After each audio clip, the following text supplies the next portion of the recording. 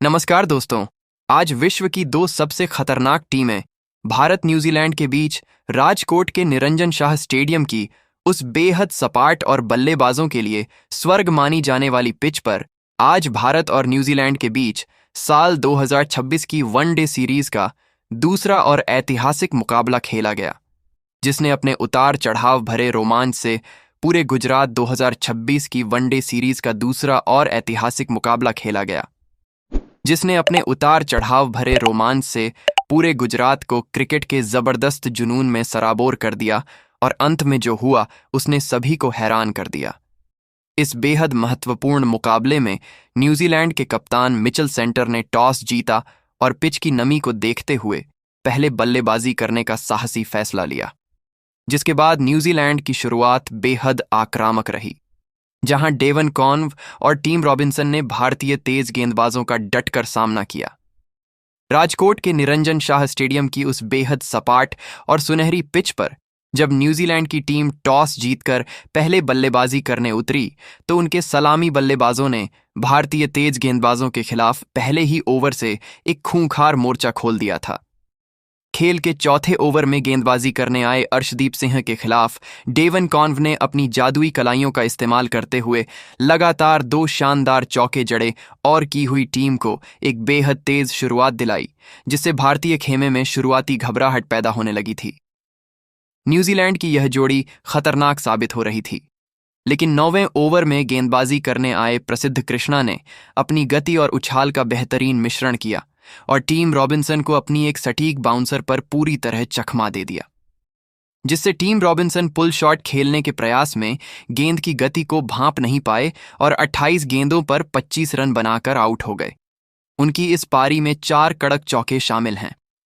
पहला विकेट गिरने के बाद युवा सनसनी सचिन रविंद्र मैदान पर आए और उन्होंने डेवन कॉन्व के साथ मिलकर भारतीय स्पिनरों के खिलाफ एक आक्रामक मोर्चा संभाला, जहां 15वें ओवर में गेंदबाजी करने आए कुलदीप यादव के खिलाफ सचिन ने निडर होकर कदमों का इस्तेमाल किया और लॉन्ग ऑन के ऊपर से एक दर्शनीय और गगनचुंबी जड़ा, जिससे न्यूजीलैंड की रणगति में जबरदस्त 15वें ओवर में गेंदबाजी करने आए।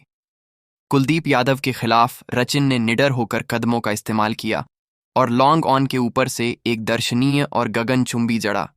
जिससे न्यूजीलैंड की रणगति में जबरदस्त इजाफा हुआ और राजकोट का पूरा स्टेडियम सन्न रह गया। डेवन कॉन्व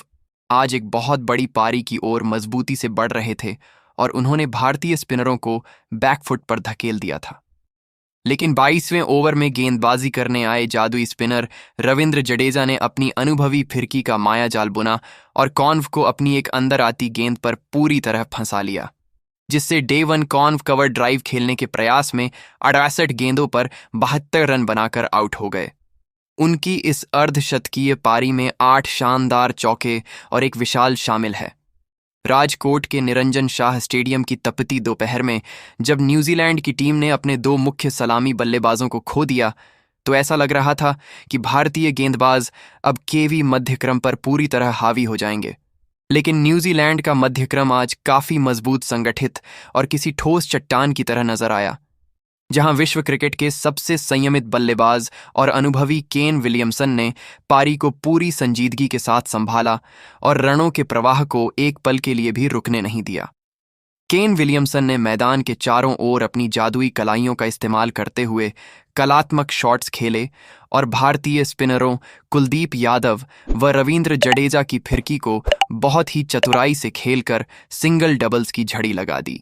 जिससे भारतीय खेमे पर दबाव वापस बढ़ने लगा था और खेल के 35वें ओवर में जब कप्तान ने दोबारा गेंदबाजी के लिए युवा हर्षित राणा को मोर्चे पर बुलाया तो केन विलियमसन ने उनकी पहली 2 गेंदों पर लगातार 2 कड़क और दर्शनीय चौके जड़कर अपना एक और जुझारू व महत्वपूर्ण वनडे अर्धशतक पूरा किया।